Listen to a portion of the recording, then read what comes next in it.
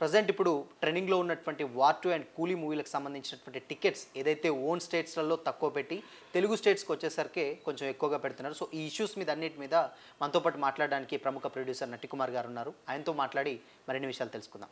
Sir నమస్తే. నమస్తే sir ఇంకొక విషయం ఏంటంటే ఇప్పుడు ప్రొడ్యూసర్స్ ఆల్రెడీ ఇప్పుడు నార్మల్గా స్ట్రైక్ చేస్తున్నారు, మాకు ఇంత ఖర్చు వస్తుంది అంత అంటున్నారు. బట్ ఇప్పుడు ఇందాక మనం మాట్లాడుకున్నట్టు తెలుగులో వీళ్ళు షూటింగ్ చేయని సినిమాలు అంటే తమిళ్ కానీ హిందీ కానీ ఏదైతే ఆ సినిమాలు ఉంటాయో అవి వీళ్ళు తెలుగు రైట్స్ కొనుక్కొని తెలుగులో టికెట్స్ రేట్స్ పెంచుతున్నారు. సో మరి ఇది ఎంతవరకు కరెక్ట్? యాజ్ ఎ ప్రొడ్యూసర్గా మీరేం చెప్తారు?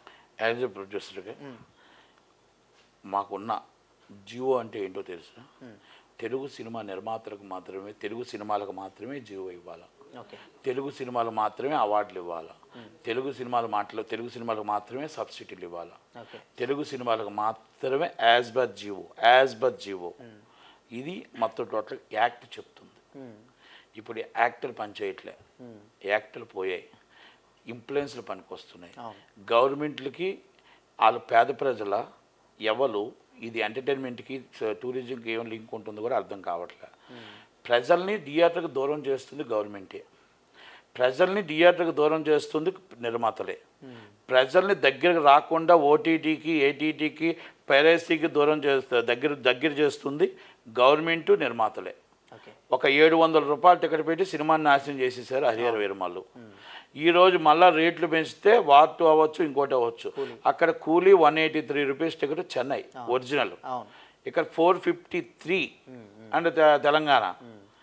అంటే సామాన్యుడు చూస్తాడా? ఎంతమంది చూస్తారు, ఎంతమంది మనం ఆ ప్రేక్షకుని మనం దోచుకోవడం. ఇంకా ఆల్టర్నేటివ్ టికెట్ కూడా లేదు.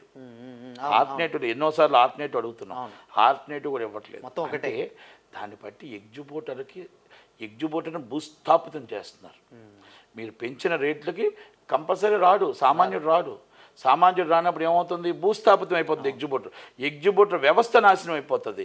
ఎగ్జిబిటర్ వ్యవస్థ ఎప్పుడైతే నాశనం అయిపోతుందో క్యాంటీన్లో నాశనం అయిపోతాయి. క్యాంటీన్లో రేట్లు ఎక్కువ పెంచేసారు, క్యాంటీన్ వ్యవస్థ నాశనం అయిపోతుంది. కార్మికులు అన్యాయం అయిపోతారు, నడి రోడ్డు మీద పడిపోతారు. ఓటీటీకి అలవాటు పడిపోతారు, ఏటీటీకి అలవాటు పడిపోతారు, ప్యారేసీకి అలవాటు పడిపోతారు.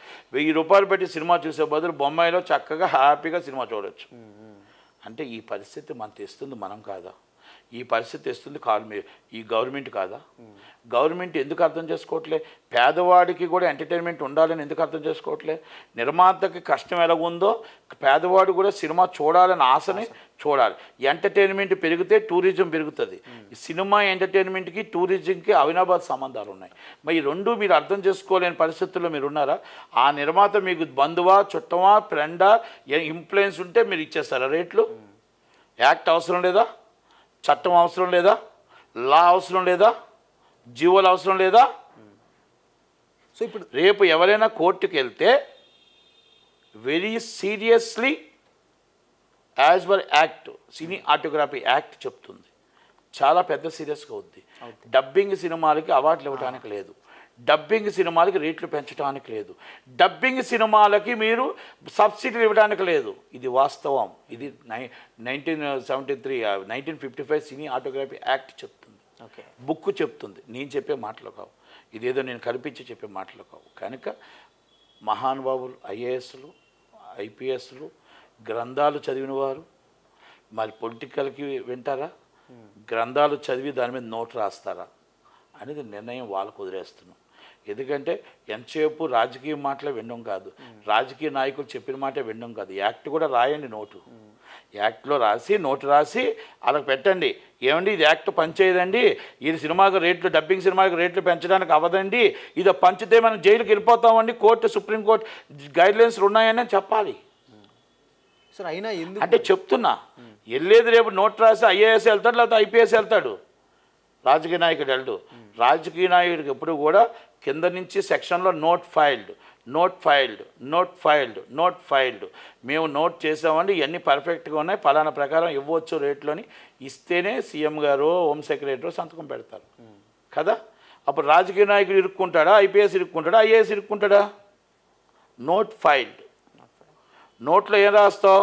ఈ నోట్లో ఇది వర్తించదు, ఈ రేట్లు ఇవ్వడానికి లేదు అని రాస్తే ఆయన సేఫ్. అప్పుడు ఆయన ఇస్తే ఆయన ఇరుక్కుంటాడు.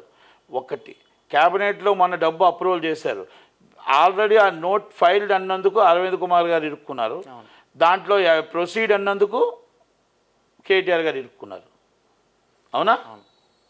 ఇది పబ్లిక్ మనీ, ప్రతి రూపాయి పబ్లిక్ మనీ. కనుక మనం లా చెప్తుంది, లా ఉంది మనకి.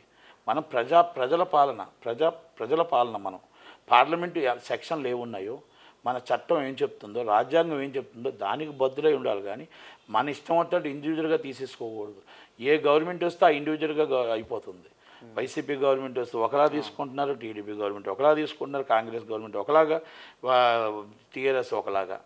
మీరు తెలుసు అనుకుంటే అసలు ఏం అవసరం లేదు, జీవోలు అవసరం ఏం అవసరం లేదు. Is the first order passed, free cinema, మీ టికెట్లు అమ్ముకోండి.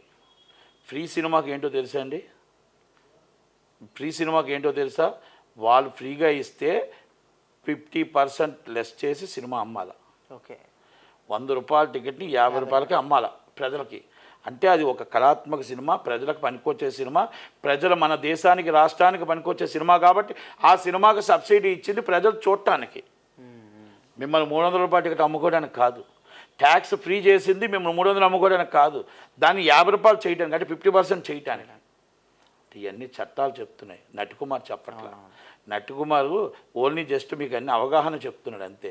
కనుక రేపు వాటు కానీ కూలీ కానీ అక్కడ రేట్ ఎంత ఉందో ఒకసారి చూడండి. ప్రజల నిర్ణయితులు, ప్రజలు చూడాలి. మేము 1000 రూపాయలనే చూస్తాం, మేము నాశనం అయిపోతాం అంటే ఎవరేం చేయలేరు. ప్రజల మీద అవగాహన రావాలా, ప్రజలకు ఒక అవేర్నెస్ రావాలా. ఈ డబ్బు మేము ఎందుకు పెడుతున్నాం, తమిళనాడులో ఎంత, ఇక్కడ ఎంత, మహారాష్ట్రలో ఎంత, తానేలో ఎంత, బెంగాల్లో ఎంత తెలుసుకొని, ఇప్పుడు ఆన్లైన్లో అన్నీ కనబడుతున్నాయి. కాబట్టి ఎల్లాలా వద్దని నిర్ణయం నిర్ణయితులు ప్రజలండి. ప్రజల దగ్గర డబ్బు ఉందా లేదా, ప్రజల దగ్గర ఏమిటి, హాలిడేస్ అప్పుడు కూడా మనం ఇంత రేట్లు పెట్టి వెళ్ళాలా, లేకపోతే 2 రోజులు ఆగి వెళ్ళాలా అని ఆలోచించుకోవాల్సిన ప్రజలు గుణపాఠం చెప్పాలి, మనం కాదు. ఓటు రూపంలో నాయకుడికి చెప్పాలి, టికెట్ రూపంలో సినిమా వాళ్ళకి చెప్పాలి. ఇది నేను ప్రజలకు ఎందుకు చెప్తున్నాను, ప్రజలు అవేర్నెస్ అవ్వాలి. నాకేముంది, నా స్వార్థం మొత్తం ఒక్క రోజులోనే 100 కోట్లు లాక్కుందాం నేను చూస్తా. ఓకే, కానీ 100 కోట్లు మీరు వసూలు చేసి ఇవ్వాలా వద్దని ప్రజలు చూడాలి. నిర్ణయం వాళ్ళది. Thank you very much.